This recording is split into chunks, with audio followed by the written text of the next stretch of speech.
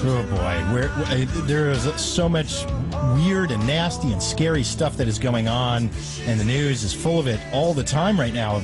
Like last week, this Michigan boy, Tyson Benz, fatally hanged himself, right? So I want to reach out to an expert. We have Dr. Taaka Cash. She is a psychiatric mental health professional specializing in a child, adolescent, and adult psychiatry. Dr. Cash, welcome to the show. Thank you so much for having me. Yeah, I appreciate your time coming on. So, I mean, how often are we getting these tragic stories? I mean, it was one thing when I was a kid that kids would bully, and we talked about how, not to be mean to other kids because you didn't wear the right clothes, you didn't have the right shoes. And now it seems like they bully to the point that people are killing themselves on social media. This is a whole new way of bullying. Right. Actually, it's not a whole new way of bullying. It's actually just now getting airtime. I see it all the time in my clinic. As a matter of fact, we've been talking about it over the last 6 months with this new thing that's going around, this new thing that they're saying, hey, if you're not doing well, go hang yourself. And so a lot of our kids we're seeing in the clinic, their family, the aftermath, we're seeing that their kids have attempted suicide by hanging themselves, either via they got a text message, they were at school, peer pressure associated with academics. So it's not something that is new to that's new to us. It's actually been out there for a really long time. It's just out there, in the airwaves now. Yeah, I'm sure that you're right statistically. It's just, my anecdotal personal experience. I remember a parent dying in a unintentional suicide when I was a kid, but I don't remember any kids dying. They died in motorcycle wrecks, they died in car wrecks, Correct. They died, in kind of and I hate to use it this way, but almost normal ways. But now it's like, people are so mean, the kids are being so mean to each other, and social media gives them this voice to do it, and kids are listening and following through. I don't understand what's going on where they go, oh, a suicide pact. I never, this was like in movies like Heathers or something when I was a kid, not in reality. So you're seeing a lot of this in your practice. Correct. As a matter of fact, my most recent case was a 13-year-old boy who a few weeks ago, his father was putting him to bed, and he said, Dad, I've been thinking about this for a really long time, but I want to hang myself. And he said it just like that, just as bluntly. His dad was completely shocked. And so he immediately, the next day, took him to seek psych services because he was like, what in the world? How did we miss this?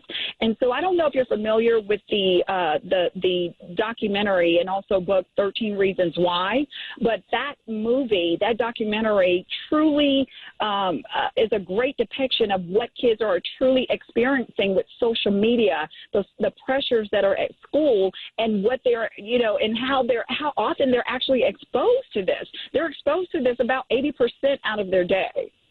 Oh, boy. Okay, so now I'm going to have to add 13 Reasons Why to my Netflix queue is exactly what you just told me. Oh, my gosh. If you have not watched it, you're going to binge watch it this weekend and go, wow. It is amazing. It talks about sexual assault. It talks about social media. It talks about kids, how quickly a text message can ruin someone's life. And in this particular documentary, the girl had received a text message, and then the text message spread around school, and she ended up committing suicide. And so then the boy, he also ended up committing suicide because he felt like, hey, if I had not sent that text message, then we wouldn't be where we are today. And so there were so many people that were affected, not only the families who lost their children, but also we're looking at the people, their friends and their peers and their colleagues that are affected by this as well. And so, this is really becoming a huge issue that I'm so happy that, in spite of the unfortunate loss of a child, but it's getting the airtime that it deserves, because suicide is real.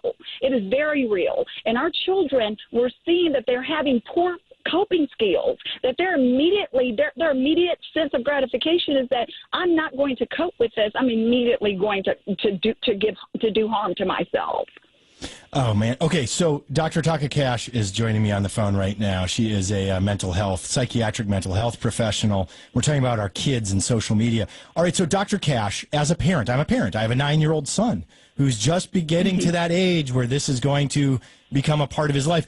what do I need to be aware of? What do I need to be doing as a parent to make sure that something like this would never, either my son doesn't participate in the bullying or is never the victim of the bullying? What do I need to do as a parent?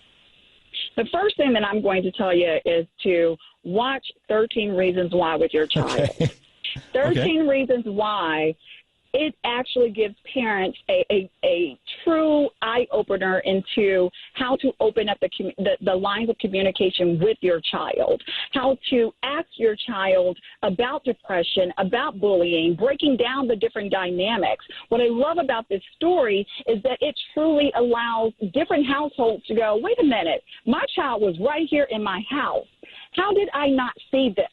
So the questions to be asked are, not how much homework do you have, but how can I be present for you today? Is there anything that happened during your day that you want to talk about? Is there anything that made you feel uncomfortable?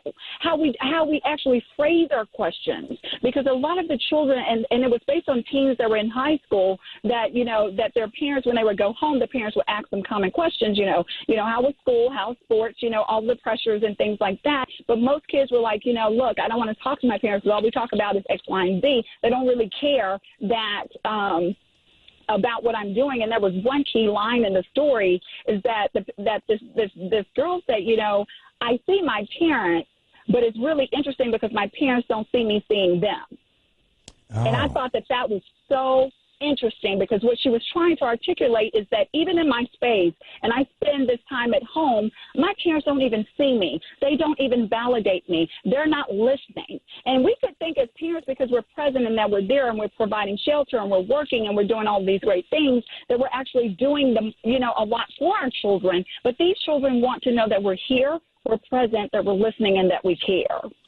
Okay, that is great advice, and I will make sure that we add. My wife and I are going to watch this. We'll probably watch it first before we watch it with our son, I think, just we always do with everything. Because it has, actually, before it even starts, it'll tell you, it'll give a disclaimer before each episode, like, hey, you may not want to have your child watching this, or it may not be age appropriate, but just definitely watch it before your child watches it, and pick and choose which one that you want to show your child. But it's a great depiction of how they should deal with bullying or deal with their peer pressures when they're at school. And they actually talk about the butterfly effect of how kids, they even showed a scene where kids were around and they got out all of their cell phones and they just started recording, this fight, this altercation, or this bullying. They just, they're so social media driven, and it distorts their perception of reality.